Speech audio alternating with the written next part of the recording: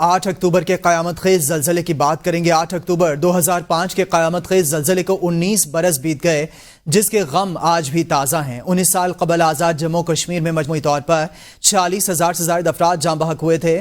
زلزلے نے خیبر پختونخوا کے علاقوں میں بھی تباہی مچائی تھی، ہزاروں افراد جانوں سے چلے گئے تھے۔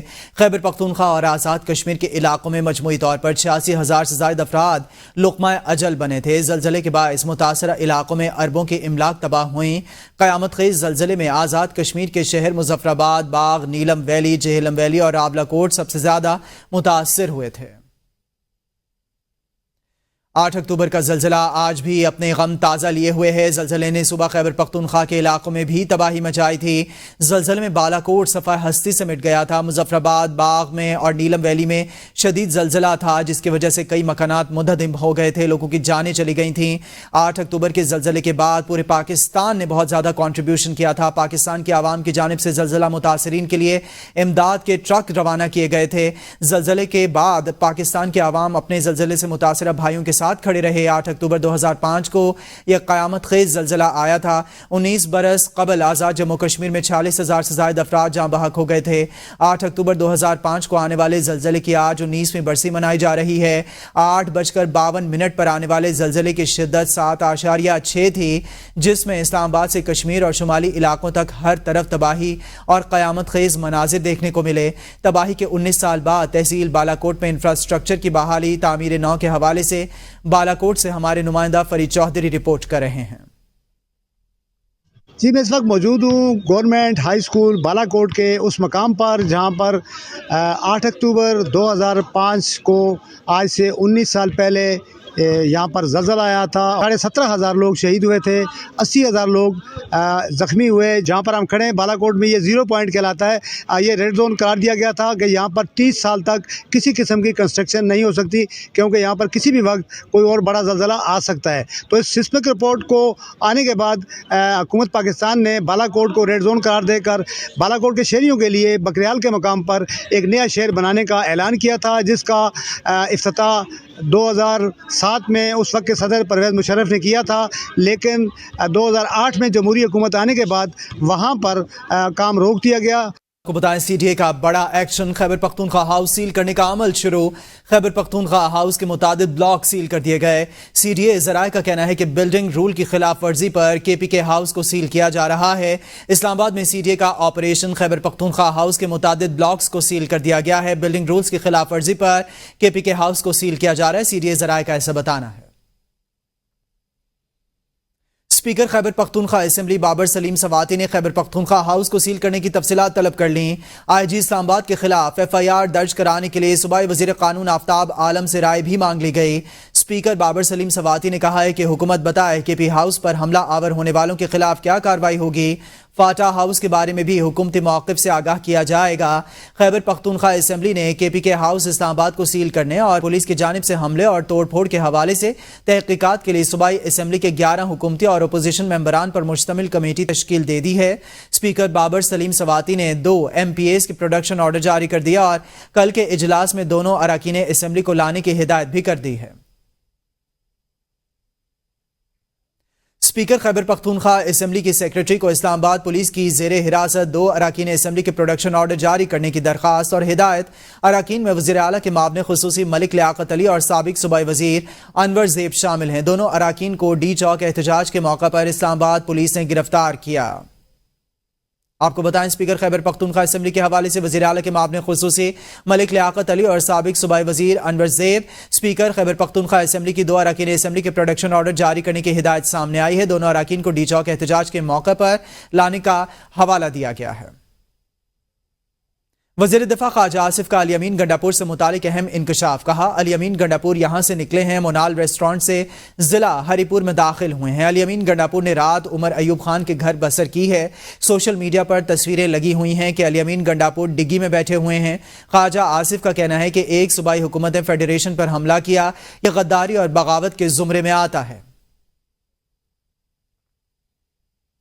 الیمین نہ میرے گھر پر ٹھہرے نہ مجھے اس کا علم ہے، عمر ایوب نے خواجہ آصف کے دعوے کی تردید کر دی۔ ABN نیوز کے پروگرام سوال سے آگے میں گفتگو کرتے ہوئے کہا کہ پولیس نے بغیر اطلاع میرے گھر پر چھاپا مارا، مجھے نہیں معلوم الیمین گنڈاپور 24 گھنٹے کہاں غائب تھے، حکومت دباؤ کا شکار، ہمارے 2000 کارکن گرفتار کر لیے۔ گورنر خیبر پختونخوا فیصل کریم کنڈی کا کہنا ہے کہ وزیراعظم سے ملاقات کے دوران گورنر راج لگانے کی کوئی بات نہیں ہوئی، نااہل، نالائق اور غیر ذمہ دار وزیر اعلیٰ 24 گھنٹے غائب رہا۔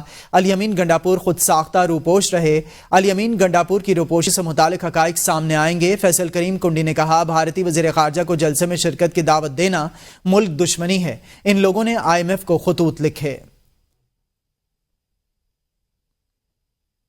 خبرنامے میں آگے بڑھیں گے اور دیگر خبروں کو خبرنامے کا حصہ بنائیں گے۔ فلسطینیوں سے اظہار یکجہتی کے لیے قومی قیادت یک زبان، ایوان صدر میں آل پارٹیز کانفرنس میں آزاد فلسطینی ریاست کے قیام اور غزہ میں فوری جنگ بندی کا مطالبہ۔ غزہ پر اسرائیلی مظالم کے خلاف مشترکہ اعلامیے میں کہا گیا اسلامی ممالک کو فیصلہ کن اقدامات کرنے ہوں گے۔ اسرائیل فلسطینیوں کی نسل کشی اور جنگی جرائم کا مرتکب ہو رہا ہے، فلسطین کے عوام کو حق خود ارادیت کے حصول کے لیے غیر متزلزل حمایت کا یقین دلاتے ہیں، فلسطین میں جاری اسرائیلی جارحیت کی بھرپور مذمت کرتے ہیں، غزہ میں فوری جنگ بندی اور جارحیت کے خاتمے کا مطالبہ کرتے ہیں۔ اعلامیے میں کہا گیا کہ OIC، عرب لیگ اور دیگر عالمی اداروں کی طرف سے امن و استحکام کے لیے سیاسی اور سفارتی کوششوں کی حمایت کرتے ہیں۔ پاکستان نے فلسطین اور لبنان کے بھائیوں کے لیے امدادی سامان بھجوایا ہے۔ APC کے اعلامیے کے مطابق پاکستان امداد پہنچنے کی کوششوں کو بڑھائے گا اور دگنا بھی کرے گا۔ اسرائیلی جارحیت سے خطے کے امن و استحکام کو شدید خطرہ ہے، پاکستان اسرائیلی جارحیت کی مذمت کرتا ہے۔ صدر مملکت آصف علی زرداری کہتے ہیں کہ اسرائیلی جارحیت کے باعث اب تک 41,000 فلسطینی شہید ہو چکے، غزہ میں صحت اور تعلیم کا ڈھانچہ بری طرح تباہ ہو چکا، اسرائیل نہتے فلسطینیوں کی نسل کشی کر رہا ہے، عالمی قوانین اور انسانی حقوق کی خلاف ورزی کر رہا ہے، اسرائیل خطے کے لیے خطرہ ثابت ہو رہا ہے۔ عالمی برادری سے اسرائیل کے مظالم کے خلاف آواز اٹھانے کا مطالبہ کرتے ہیں، پاکستان فلسطینیوں کے ساتھ کھڑا ہے۔ 1 year since the start of the brutal Israeli aggression on Gaza and Palestine, which has resulted in the death of more than 41,800 Palestinians, whereas around 100,000 Palestinians have been injured. Israel has now further expanded its brutal campaign targeting the innocent people of Lebanon, Syria and Yemen. Today, Pakistan reiterates its policies on Palestine, which include a total withdrawal of Israel from occupied Arab territories, including Jerusalem.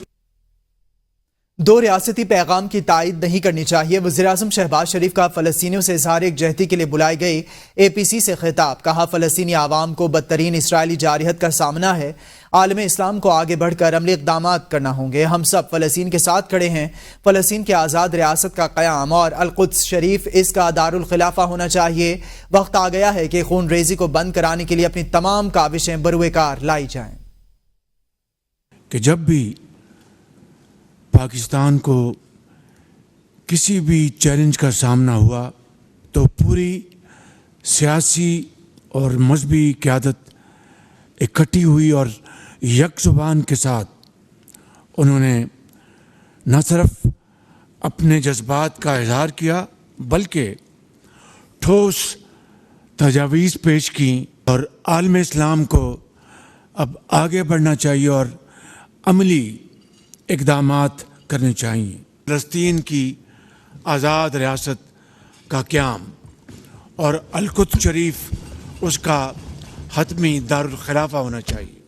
ایسی خون ریزی جس کو دیکھتی آنکھ نے پہلے نہ دیکھا تھا نہ سنا تھا، آج وقت آ گیا ہے کہ ہمیں اس خون ریزی کو بند کرانے کے لیے اپنی تمام قوتیں ہمیں مجتمع کرنی ہوں گی۔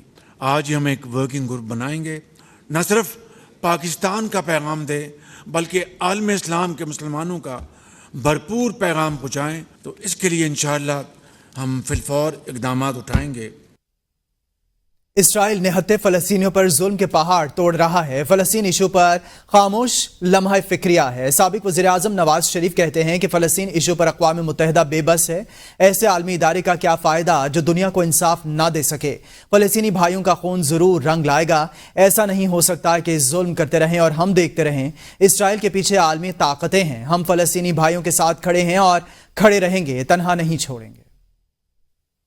جس طرح کا غاصبانہ قبضہ اسرائیل نے کیا ہے فلسطینیوں کے ملک کا, علاقے کا, اور پھر یونائٹڈ نیشنز ایسا لگتا ہے کہ بالکل بے بس بیٹھی ہوئی ہے. تو ایسی یو این او کا کیا فائدہ جو دنیا کو انصاف نہ دے سکے, جو جہاں ظلم ہوتا ہے اس کو روک نہ سکے. فلسطینیوں کا جو خون ہے وہ رنگ لا کر رہے گا کہ کوئی ایک ملک جو ہے وہ اپنے اقدامات کرے اور اس کے بعد باقی ہم دیکھتے رہ جائیں اور ہم کچھ نہ کریں. یہ تو میں سمجھتا ہوں کہ بہت غلط ہوگا.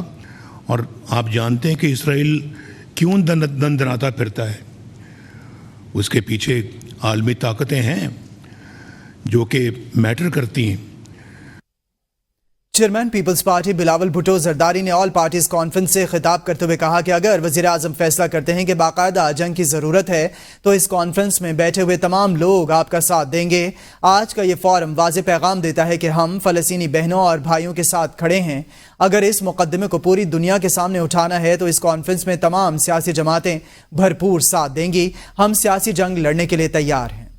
آج پاکستان کی تمام مثبت سیاسی جماعتیں سمجھتے ہیں کہ ضروری ہے کہ ہم نہ صرف پاکستان کے اندر مگر دنیا بھر میں یہ پیغام بھیجیں. جہاں فلسطین کا مسئلہ ہوگا وہاں ہر ایک پاکستانی ایک پیج پہ ہو. کچھ بین الاقوامی قوتوں کو یہ غلط فہمی ہے. پاکستان کی سیاسی جماعتیں شاید ایک پیج پہ نہیں ہیں. آج کا اس فورم پہ ہم ایک واضح پیغام بھیج رہے ہیں کہ ہم اپنے فلسطینی بھائی بہنوں کے ساتھ. جناب وزیر اعظم, آپ کے لیے اگر اس کیس کو ہم نے اٹھانا ہے, کیا خدا نہ خواستہ اگر آپ یہ فیصلہ کرتے ہو کہ باقاعدہ جنگ کی ضرورت ہے تو اس کمرے میں بیٹھے ہوئے ایک بھی شخص نہیں ہے جو آپ کے ساتھ اس دن شانہ بہ شانہ کھڑا نہیں ہوں گے.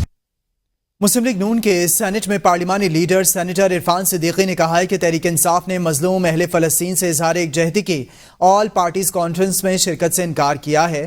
ایکس پر جاری بیان میں عرفان صدیقی نے کہا کہ پی ٹی آئی کے انکار سے ان کے چہرے ہی نہیں روح سے بھی نقاب اٹھ گیا ہے. انہوں نے کہا کہ اپنے خیالی حقوق کی پامالی کا جھوٹا پروپیگنڈا کرنے والوں کو غزہ کے بچے دکھائی نہیں دیتے. سینیٹر عرفان صدیقی نے مزید کہا کہ پی ٹی آئی قوم کو اتنا تو بتا دے کہ وہ اس کی ناراضگی کے خوف سے حق کے لیے آواز نہیں اٹھا رہی. ان کا کہنا تھا کہ یہ تو بتائیں کہ کس کی خوشنودی حاصل کرنے کے لیے پی ٹی آئی اہل فلسطین کے حق میں آواز اٹھانے سے ڈر رہی ہے. سپریم کورٹ میں محکمہ آبادی پنجاب کے ملازم کی نظر ثانی کیس کی سماعت ہوئی.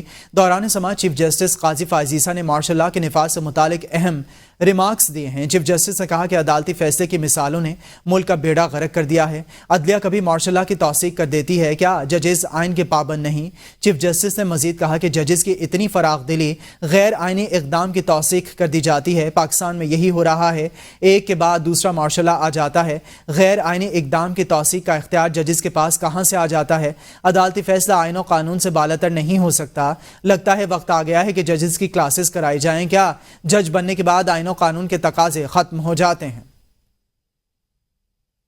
سپریم کورٹ میں مارگلا ہلز نیشنل پارک تجاوزات توہین عدالت کیس کی سماعت. عدالت نے نجی ریسٹورانٹ کے مالک لقمان علی افضل کے خلاف توہین عدالت نوٹس واپس لے لیا. عدالت نے مارگلا ہلز میں غیر قانونی عمارتیں گرانے کے خلاف حکم امتناع دینے والے جج کا معاملہ اسلام آباد ہائی کورٹ کو بھجوا دیا. چیف جسٹس نے ریمارکس دیے کہ کیا سوشل میڈیا اداروں اور ججز کو گالیاں دینے کے لیے ہے؟ کیا اب پارلیمنٹ, عدلیہ اور میڈیا میں گینگسٹرزم سے فیصلے ہوں گے؟ اسلام آباد سے بشارت راجہ رپورٹ کر رہے ہیں. چیف جسٹس قاضی فائز عیسیٰ کی سربراہی میں 3 رکنی بینچ نے سماعت کی۔ وکیل نجی ریسٹورنٹ نے بتایا مارگلا ہلز میں عمارت کو مسمار کر دیا گیا، ہم نے متعلقہ جگہ کا قبضہ دے دیا، جگہ خالی کر دی۔ چیف جسٹس نے ریمارکس دیے، کمال ہے سول جج سپریم کورٹ کے احکامات پر عمل درآمد روک رہے ہیں، اس قسم کے ججز کے خلاف کارروائی ہونی چاہیے۔ چیف جسٹس نے کہا عدالت کے خلاف سوشل میڈیا پر پروپیگنڈا کیا گیا، کیا مارگلا ہلز میں کمرشل سرگرمیوں کا معاملہ کسی میڈیا یا پارلیمنٹ میں اٹھایا؟ توپ کا رخ ججز کی طرف کر دیا جاتا ہے۔ وکیل ریسٹورنٹ احسن بھون نے کہا 63 نظر ثانی سننے کی درخواست 2.5 سال کے بعد سماعت کے لیے مقرر ہوئی۔ چیف جسٹس نے کہا ذوالفقار علی بھٹو ریفرنس زیر التوا پڑا رہا، کسی نے نہیں سنا، کیا پارلیمنٹ، عدلیہ اور میڈیا میں گینگسٹرزم سے فیصلہ ہوگا؟ انتخابات کا فیصلہ 13 دن میں دیا، اس فیصلے پر کسی نے ٹائمنگ کا سوال نہیں اٹھایا۔ چیف جسٹس نے کہا سوشل میڈیا لائکس اور ڈس لائکس کے لیے اداروں سے کھیلا جا رہا ہے، بڑے بڑے تھم نیلز بنائے جاتے ہیں۔ عدالت نے نارتھ رینج ہاؤسنگ سوسائٹی کے معاملے پر CDA اور چیف کمشنر کو نوٹس جاری کر دیا، ملکیتی دستاویزات اور بلڈنگ اپروول کی تفصیلات بھی طلب کر لی۔ کیس کی سماعت 1 ہفتے تک کے لیے ملتوی کر دی گئی۔ انسداد دہشت گردی عدالت نے عمران خان کی بہنوں علیمہ خان اور عظما خان کو جسمانی ریمانڈ پر پولیس کے حوالے کر دیا، جبکہ اسی مقدمے میں الیمین گنڈاپور اور عامر مغل کے وارنٹ گرفتاری جاری کر دیے۔ انسداد دہشت گردی عدالت کے جج طاہر عباس سپرا نے کیس کی سماعت کی۔ علیمہ خان، عظما خان اور اسد قیصر کے بھائی عدنان خان کو عدالت میں پیش کیا گیا۔ PTI وکیل نیاز اللہ نیازی نے دلائل دیتے ہوئے عدالت کو بتایا ملزمان کو گرفتاری کے 2 دن بعد عدالت میں پیش کیا گیا، گرفتاری غیر قانونی ہو چکی ہے۔ انہوں نے بانی PTI کی بہنوں کو مقدمے سے ڈسچارج کرنے کی استدعا کی۔ پروسیکیوٹر نے عدالت کو بتایا خواتین مقدمے میں نامزد ہیں، جس پر عدالت نے پوچھا ملزمان سے کچھ برآمد ہوا ہے کیا، جس پر پروسیکیوٹر نے کہا کہ یہ ٹیکنیکل تفتیش ہے، اس وجہ سے ہمیں ریمانڈ چاہیے۔ عدالت نے علیمہ خان اور عظما خان کو 1 روز جبکہ اسد قیصر کے بھائی عدنان خان کو 7 روزہ جسمانی ریمانڈ پر پولیس کے حوالے کر دیا۔ الیمین گنڈاپور اور عامر مغل کے وارنٹ گرفتاری جاری کر دیے۔ شنگھائی تعاون تنظیم کانفرنس کی بات کریں تو شنگھائی تعاون تنظیم کانفرنس کے پیش نظر اسلام آباد اور راولپنڈی میں 3 دن کی عام تعطیل کی منظوری دے دی گئی، جس کا باقاعدہ نوٹیفیکیشن بھی جاری کر دیا گیا۔ جڑواں شہروں میں 3 دن کی تعطیل کا نوٹیفیکیشن جاری کر دیا گیا ہے، جس کے مطابق 14 تا 16 اکتوبر جڑواں شہروں میں تمام تعلیمی اور دیگر سرکاری ادارے بند رہیں گے۔ SCO کا پرامن انعقاد ممکن بنانے کے لیے وزیراعظم شہباز شریف نے اسلام آباد اور راولپنڈی میں 14، 15 اور 16 اکتوبر کو عام تعطیل کی منظوری دی ہے۔